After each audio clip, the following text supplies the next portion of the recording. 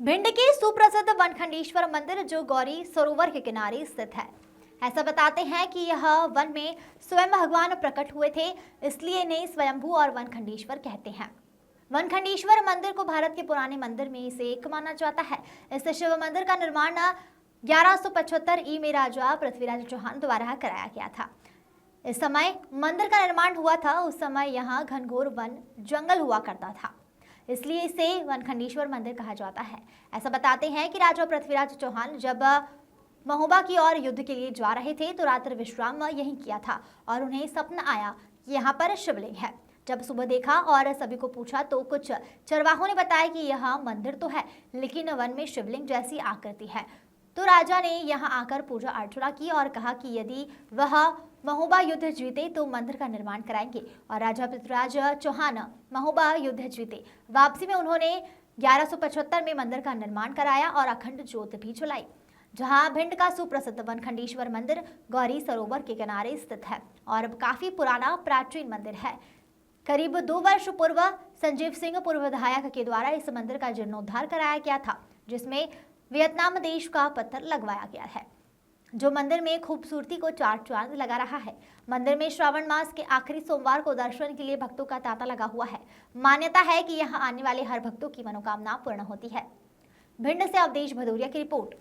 भगवान वनखंडेश्वर जो ये स्थान है भिंड अपभ्रंश होते हुए तो भिंड हुआ है। वैसे ये वनखंड जंगल था। जो पृथ्वीराज चौहान यहाँ से निकले तो युद्ध के लिए जा रहे थे, तो वहाँ उस समय उन्होंने यहाँ पर ये प्रतिष्ठा कराई। तो उस समय की ये प्रतिष्ठा है पृथ्वीराज समय की, उसी समय से अखंड ज्योति जल रही है। तो ये जंगल था, ये वन था पूरा, इसलिए इनका नाम वनखंडेश्वर पड़ा। आज समय होते हुए तो ये यहाँ तक इतना विकास पहुँचा है और पृथ्वीराज के समय की ही ये प्रतिष्ठा है। और रही बात ये है कि भगवान के बारे में अपन क्या विशेषण कह सकते हैं, ये तो साक्षात जैसे हम अब वो तो नहीं कहेंगे, ये तो अतिशक्ति हो जाएगी, लेकिन जिस प्रकार से हम 12 ज्योतिर्लिंगों में जाते हैं और ज्योतिर्लिंगों की जैसी व्यवस्था है, तो इसी प्रकार की हमारी एक बहुत बड़ा एक आस्था का केंद्र है। भगवान वनखंडेश्वर महादेव के प्रत्यक्ष प्रमाण ये है कि जो यहाँ जिस प्रकार से आता है, जिस भाव से आता है, भगवान उनको उसी प्रकार से उनकी इच्छा पूर्ति निश्चित करते हैं।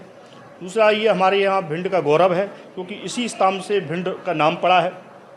उस समय से ही अखंड ज्योति जल रही है, तो ये बहुत बड़ी विशेषता है। बताते हैं कि श्रावण मास भारी तादाद के श्रावण के सोमवार को तो हम कह सकते हैं कि यहाँ दसों हजार से ऊपर लोग दर्शन करते हैं। अभी कई भक्त लोग यहाँ से गए हैं, गंगोत्री से कांवर लेकर के आ रहे हैं, जो वनखंडेश्वर पर चढ़ाएंगे। और सुबह और शाम की आरती में ही कम से कम हमारे यहाँ 200-400 लोगों की संख्या रहती है। दूसरा ये है कि पूरे भिंड जिले का ही एक प्रतिष्ठित स्थान है और ये आस्था का केंद्र है। हाँ, स्वयंभू है।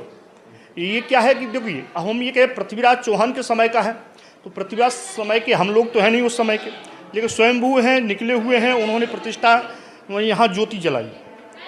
बताते एक रात में भिंड में करीब बहुत मंदिर बनाए गए एक रात्रि में, जिनका निर्माण हुआ। क्या ऐसा प्रचलन है, विद्वानों से सुना है कि जो बटेश्वर है वहाँ पर 101 मंदिर एक रात्रि में बनाए गए। तो जो प्रश्न यहाँ एक मंदिर कम रहा, लेकिन फिर भी गौरी के किनारे 100 मंदिरों का भी लेखा आया है। 100 मंदिर हैं गौरी के किनारे। ये गौरी माँ है, 2 गौरी भगवान शिव के नज़दीकी है। तो ये इसका एक और बड़ा प्रमाण है कि गौरी सरोवर भगवान वनखंडेश्वर से लगे हुए।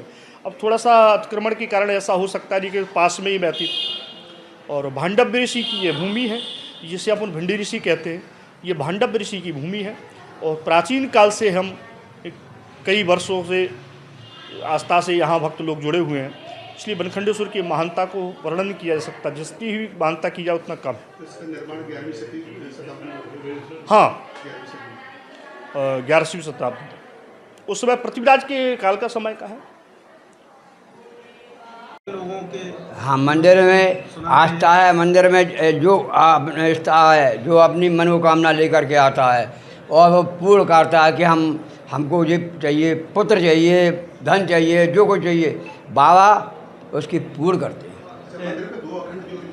अखंड ज्योत जल रही है। पृथ्वीराज चौहान ने एक अखंड ज्योत बुलवाई थी, एक फिर दूसरी जब नहीं हुई तब दूसरी और लोगों ने कहा एक ज्योत से नहीं होगा, कि एक ज्योत कहीं बुझ गई तो दूसरी नहीं हो। तो एक ज्योत जब एक जलाई तो एक बराबर जलती रही, तो अखंड ज्योत इसलिए अखंड ज्योत माना गया। एक दीपक से अखंड ज्योत नहीं थी, डबल हो गई तो इसको अखंड ज्योत कहते। अब अखंड ज्योत से प्रणाम किया जाता है, उनकी आरती नहीं ली जाती।